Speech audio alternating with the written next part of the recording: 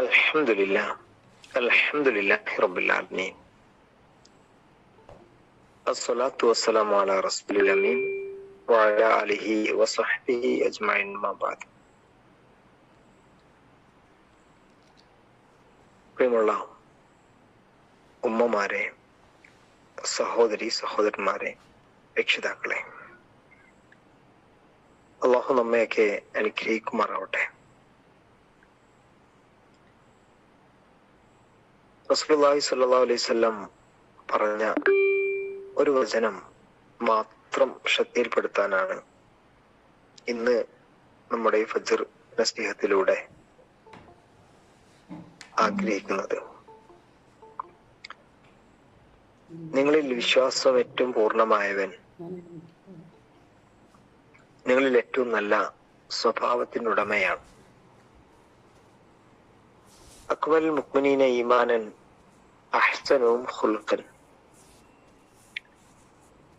നമ്മള് ധാരാളമായിട്ട് ഇബാദത്തുകൾ ചെയ്യുന്ന ആളുകളാണ്.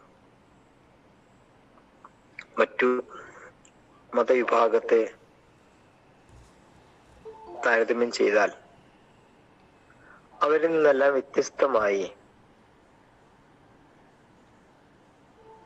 ധാരാളമായി അള്ളാഹുവിന് ഇബാദത്ത് ചെയ്യുന്നു എന്നതാണ്.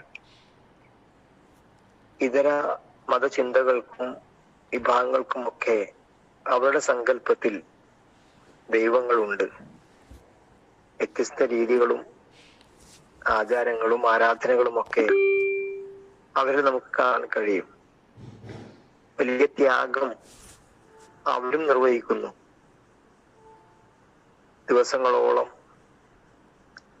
അനേകായിരം കിലോമീറ്ററുകൾ നടന്ന് ശബരിമലയിലേക്ക് പോകുന്ന ആളുകളെ നമ്മൾ കണ്ടിട്ടുണ്ട്.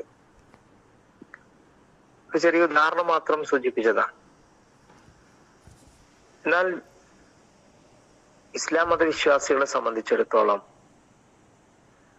അവരൊരു പ്രത്യേക കാലത്ത് മാത്രമല്ല എന്നും ഇബാദത്തുകൾ ആരാധനകൾ നിർവഹിക്കുന്നവരാണ്. നമസ്കാരം അതിൽ ഏറ്റവും പ്രധാനമാണ്. ഒരു മാസക്കാലത്തെ വ്രതാനുഷ്ഠാനം, സമ്പത്തിന്റെ ശുദ്ധീകരണമായ സക്കാത്ത്, ഇനി നമ്മുടെ സമൂഹത്തിൽ തിരഞ്ഞെടുക്കപ്പെട്ട ആളുകൾ നിർവഹിക്കാൻ പോകുന്ന ശാരീരികവും മാനസികവും സാമ്പത്തികവുമായ വലിയ ത്യാഗം, ഹജ്ജ് കർമ്മം, എല്ലാ ആരാധനകൾക്കും വലിയ പ്രാധാന്യമുണ്ട്, വലിയ പ്രതിഫലവുമുണ്ട്.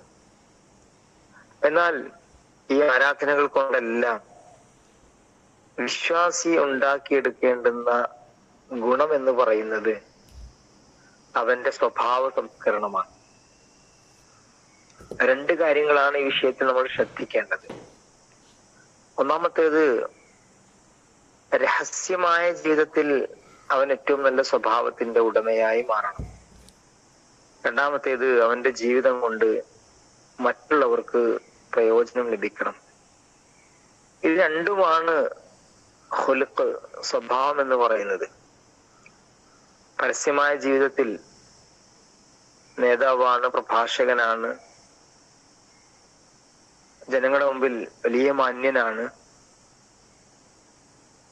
എല്ലാവരുടെയും പ്രശ്നങ്ങൾ പരിഹരിക്കാൻ മുമ്പിൽ നിൽക്കുന്നവനാണ്. ഇങ്ങനെ നാട്ടില് ഏറ്റവും വേണ്ടപ്പെട്ട ആളാണ്. പക്ഷെ അയാളുടെ സ്വകാര്യ ജീവിതത്തില് അയാൾ അത്ര പരിശുദ്ധനല്ല, പെർഫെക്റ്റ് അല്ല.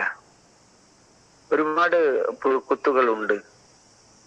വ്യത്യസ്ത രീതികളിലാണ് അയാളുടെ ജീവിതത്തിലെ രഹസ്യമായ സ്വകാര്യ മേഖലയിലെ അരുതായ്മകൾ എന്ന് പറയുന്നത്. അത് ചെറുതായിരിക്കാം, വലുതായിരിക്കാം. പക്ഷെ രഹസ്യ ജീവിതത്തിൽ അള്ളാന്റെ മുമ്പിൽ അയാൾ പെർഫെക്റ്റ് അല്ല. ഇത് ഈ ഒരു മനുഷ്യനെ കുറിച്ച് നമ്മള് അയാൾ നല്ല സ്വഭാവത്തിനുടമയാണ് എന്ന് പറയുക പരിപൂർണാർത്ഥത്തിൽ സാധ്യമേ അല്ല.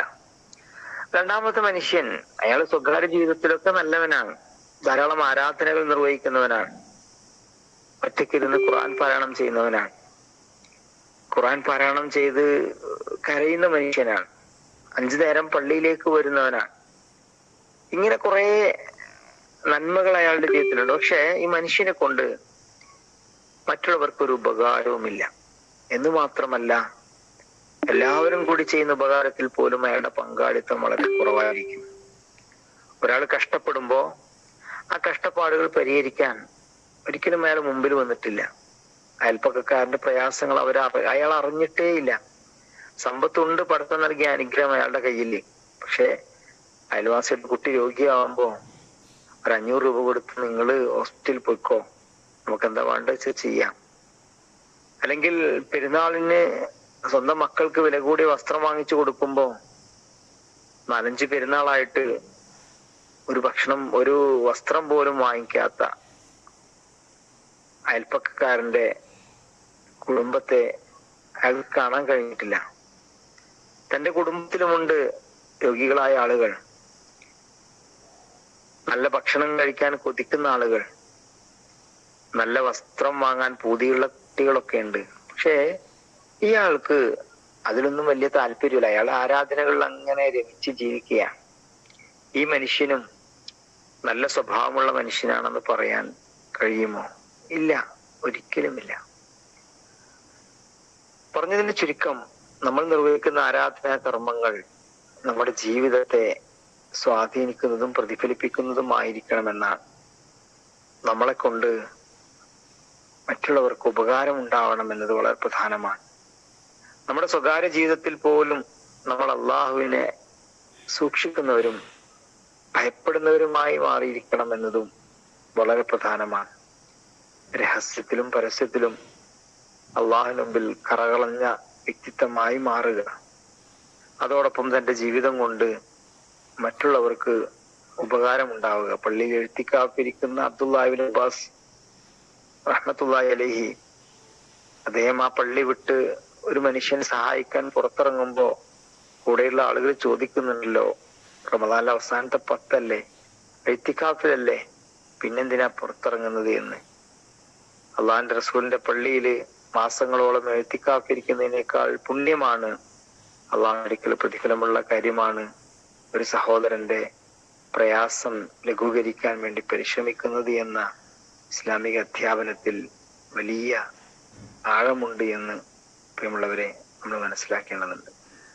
ഈ ഒരു രീതിയിൽ വളരാനും ധാർമ്മികമായ നിലവാരം പുലർത്താനും മറ്റുള്ളവർക്ക് പ്രയോജനപ്പെടും വിധം ജീവിതത്തെ സാക്ഷാത്കരിക്കാനും സാധിക്കുമ്പോഴാണ് നമ്മൾ പരിപൂർണ മുഅ്മിനായി മാറുന്നത്.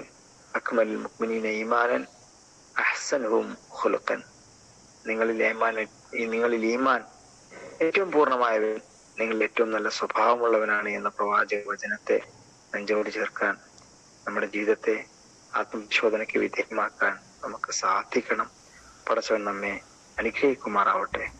അഖൂലു ഖൗലി ഹാദാ അസ്തഗ്ഫിറുല്ലാഹ ലി വലക്കും വസ്തഗ്ഫിറുഹു ഇന്നഹു വൽ ഗഫൂറുർ റഹീം. ആമീൻ. അസ്സലാമു അലൈക്കും വറഹ്മത്തുള്ളാഹി.